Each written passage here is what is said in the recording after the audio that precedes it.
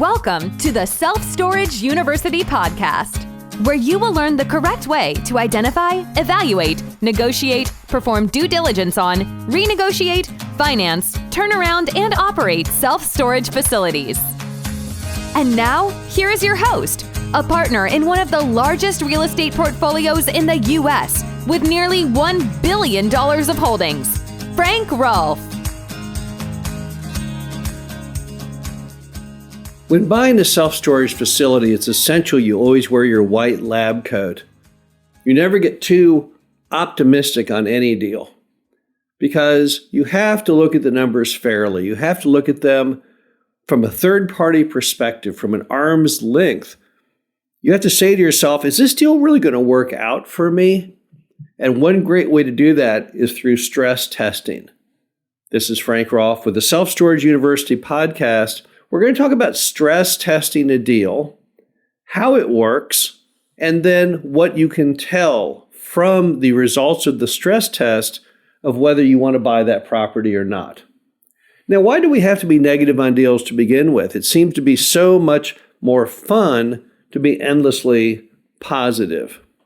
But the problem is that being positive, being an optimist, seldom relates to making money in real estate, because you miss the angle, the opposing view of what could go bad.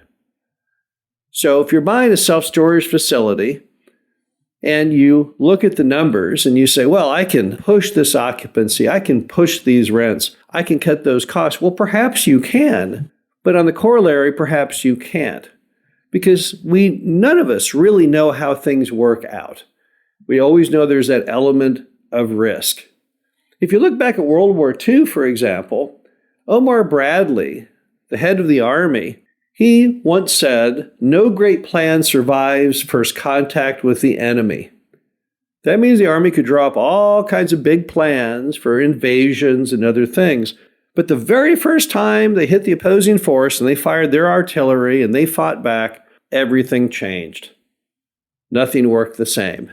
And even the invasion of Normandy by the United States, where we invaded France and we started to bring back the war, Eisenhower knew it's very possible it would fail.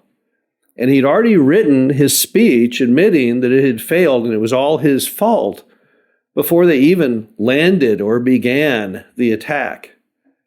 And that's because we all should acknowledge we don't have full control over events. So knowing that, if you embrace that, then the first thing you have to ask yourself on any deal is, all right, not only what happens if things go well, but what about if things don't go well? What if things go bad? Some of us call this doing a best case, worst case, realistic case scenario. Best being that everything you hope for works out. Real, that halfway you get. But worst case, nothing good happens. You thought the occupancy would go up from 80 to 90%, but instead it stays flat at 80 or maybe even declines. You thought you'd raise the rates, but suddenly through a lot of vacancy, the rates decline. What happens to you? That's what modeling a worst case is. And for many bankers, they call this stress testing. Now, you've all seen the situation where the person, they probably are a little overweight. They put them on a treadmill with all these monitoring devices, and they push them as hard as they can to see where their body actually starts getting into danger. That's called stress testing. That's trying to figure out where your heart stands and your veins and everything in relation to day-to-day activities to know what's safe for you and if you need additional work to rehabilitate yourself so that you're healthier. The same is true of any self-storage facility. So how then do you stress test? Well, you simply take ratios and you push, for example, the occupancy down to see where you break. At what point can you have a decline in occupancy such that you can't pay the mortgage? Same with the rates. You can take any feature of that self-storage facility. You could say, well, what would happen if suddenly there's a problem with the roof or some other physical constraint? What's the negative impact from that?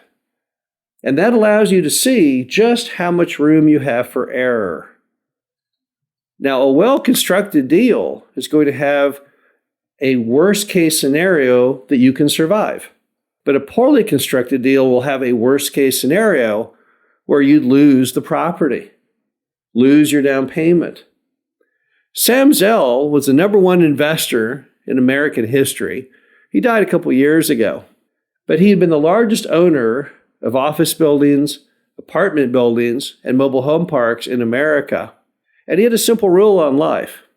He even told all of his employees, here's his simple 3-point theory. Number one, any deal that has low risk but high reward, you should always buy. Every deal that has high risk and low reward, you should never buy. And every deal that has high risk and high reward, those are the ones we should talk about. Clearly, when you're ascertaining risk ties back to stress testing. It ties back to worst case scenario.